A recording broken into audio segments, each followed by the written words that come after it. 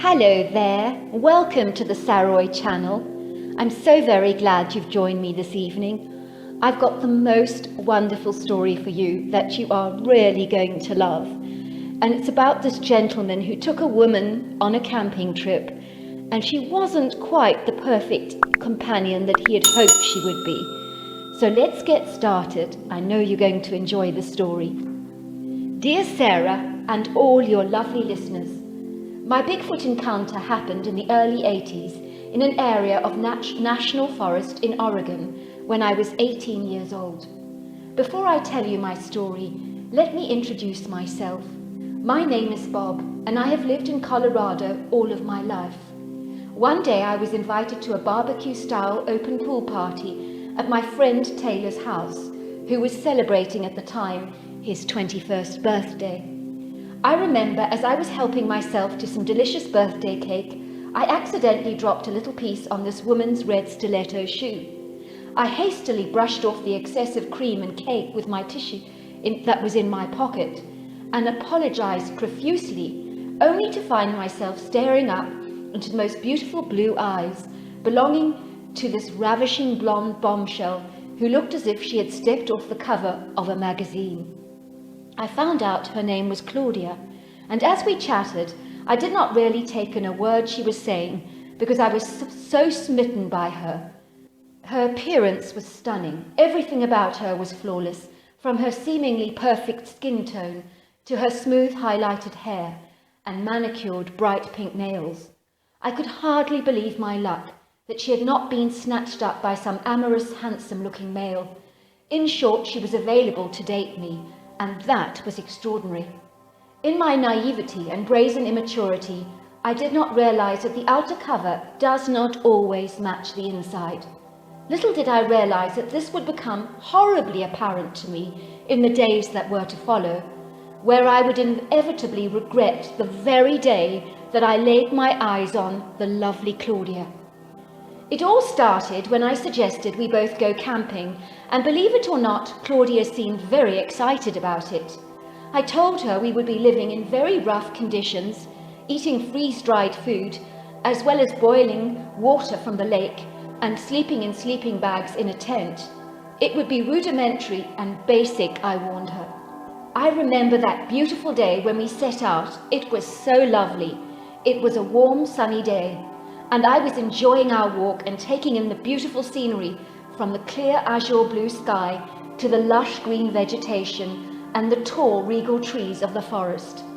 We heard beautiful birdsong and watched cute little squirrels darting from tree to tree, and also saw the occasional chipmunk eyeing us with curiosity. It was a glorious day, and as I was looking so forward to roughing it out here, I was going to enjoy myself in this earthly paradise. Not once did Claudia marvel at the great outdoors and the serene beauty and magic of the forest. Instead, the moaning and groaning and protesting started almost immediately. "It's too hot, and I'm so tired," she complained. Next, she was bored out of her skull. "I just wish I was back home," she would say. The next thing I knew was she was screaming at the top of her lungs, "Ah!" And I rushed over to her side to see what was wrong. I thought something terrible had happened to her, like being bitten by a snake. But no, she had snagged her nail and was crying out bitterly. "My nail varnish is ruined," she screamed. "Do you have any idea how expensive my manicures are? It's this awful place. I wish I'd never come. I hate it here." I went red with embarrassment as I saw a couple who were hiking past us, looking at us curiously. Why would anyone want to have a tantrum in a place as enchanting and serene as this, I wondered. What was wrong with this girl? I was beginning to find Claudia extremely annoying, and the hardened scowl on her face grew longer and longer by the second, and I was beginning to loathe the very sight of her. I even began to ask myself how I had ever found her physically attractive. All the things that had initially captivated me about the lovely Claudia seemed to have dissolved almost instantly, and now even her physical appearance had lost its appeal, and I began to find her unattractive. I cannot tell you how much a drag Claudia was. You would have had to be there to actually physically see it to believe it. We set out our camp for the night in a beautiful clearing, yards away from the pristine lake that shimmered like the most incredible silver under the noonday sun. I prepared a beautiful crackling fire for us and brewed some hot coffee for Claudia, who took a sip and threw it in the ground in disgust. "I'm not drinking this nasty swill," she complained. I prepared our freeze-dried meal, which I cooked in a pot over a mini portable gas hob. It was a perfectly decent dish of stew and rice. Claudia took one bite and spat it out and then threw the rest of it on the ground. "I am not eating this stuff. It's utterly disgusting." "There's nothing wrong with it," I assured her. "It actually tastes rather good. Just give it another go." "Well," she complained, "your standards are way too low. You wouldn't know better." I wish I could say I was a gentleman, but I'm ashamed to say I am not. I just lost it with Claudia, I'm afraid, and I told her some hard-home truths. I told her that she was a spoilt little brat who was ungrateful and selfish and could not see a good thing if it came up and bit her in the face. I also told her that I warned her that camping was not for the faint-hearted and that she would have to rough it, and she had agreed to come under those circumstances. Claudia was enraged with me. "You never told me that I would be bitten by mosquitoes, nor did you tell me I would eat dog food or drink pond swill and have such a boring time with someone as mean, as insensitive as you. If I had known what you are really like, I would never have come, not in a million years." With that, she stamped her foot like an obstinate child and said, "I'm out of here." And with that, she marched off in a terrible huff. I'm afraid to say I called her bluff. I really thought Claudia would go nowhere further away from our tent, just somewhere close by to sulk. I had no idea that she would be so incredibly obstinate and stubborn and pig-headed that she would storm off into the surrounding countryside all on her own, without anything to protect herself from any impending danger. I sat down in my sleeping bag and took a quick nap, but I woke up 3 hours later to find that Claudia was not in the tent and was nowhere to be found. I began cursing myself privately for speaking my mind to Claudia. If only I had gritted my teeth and been nice to her, however hard that was. Now she could be anywhere in the forest, and she could get herself into all kinds of terrible, terrible trouble. It was a cool night, and Claudia did not have anything warm on, and that was not a good start. And neither did she have a torch, so she would not be able to see very clearly. Darkness had spread over the valley, and the only light generated on this night was the low glow of the half moon. I was growing increasingly worried about Claudia, as I was responsible for taking care of her, and I had really let her down horribly. I spent ages searching for Claudia and calling out her name, and then suddenly I heard her screams. I was not sure what to think. Had she torn another nail, I wondered, or was she just terribly afraid of the dark? I had no idea that Claudia could be in real danger.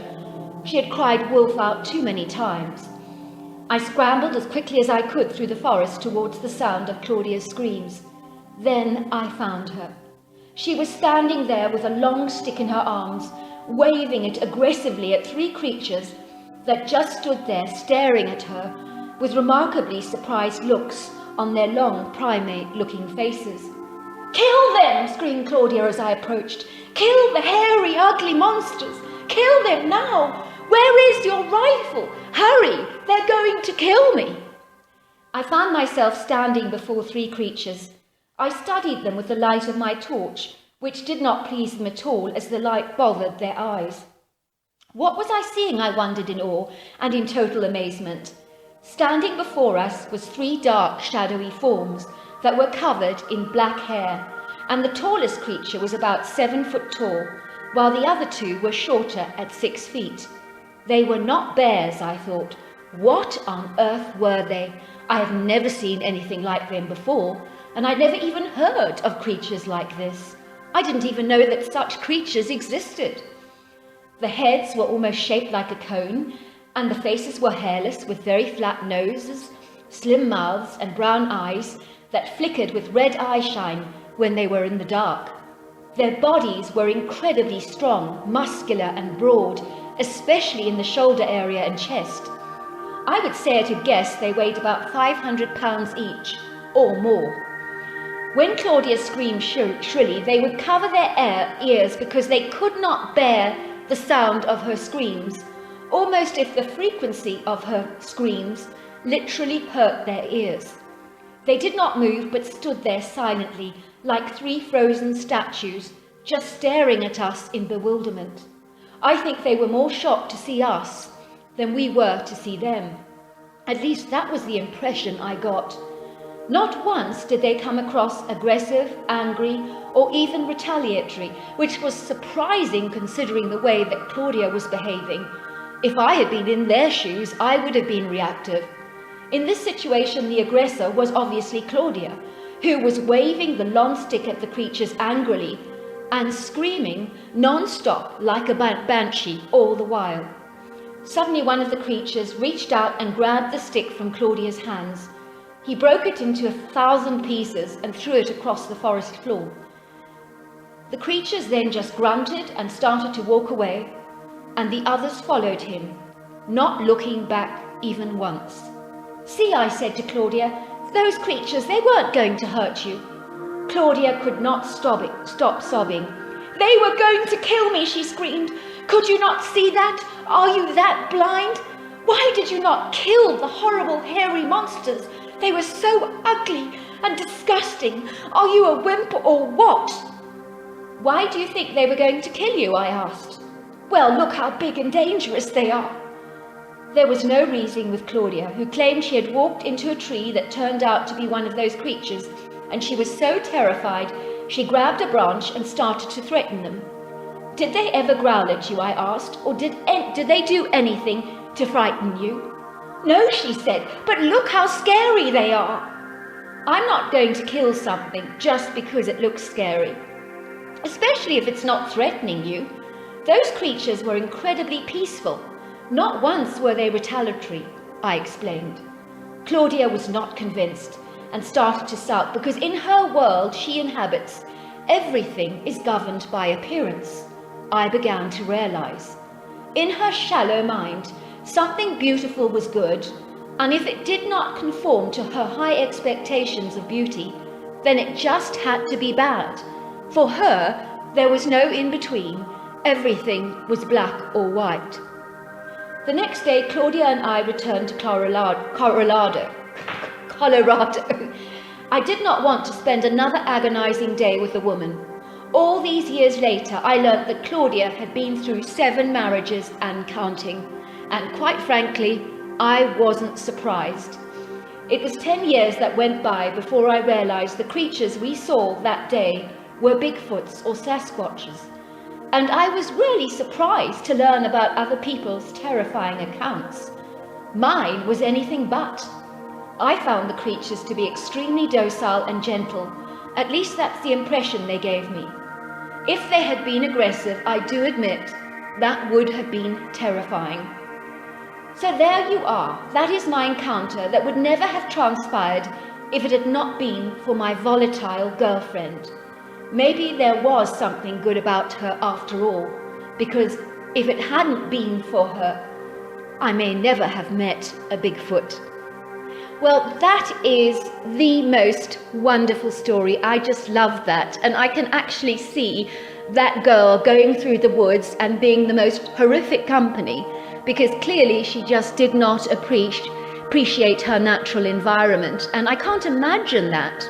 I can't imagine going to a beautiful part of the world and being close to nature and complaining about everything, because there is nothing that is more beautiful than being close to nature. So it's crazy to me. But what an amazing story about that encounter with those creatures. And it's incredible that despite the fact that Claudia was being aggressive to them, they were not having any of it. They just looked at her as if she was some silly little schoolgirl and they walked away. Well, anyway, love to all of you, all around the world, and especially in North America and Canada. And thank you so much for all your wonderful comments. I really appreciate all the encouragement. And thank you so much for listening. And don't forget, if you haven't done so yet, do subscribe to my channel. Until next time, good night and goodbye.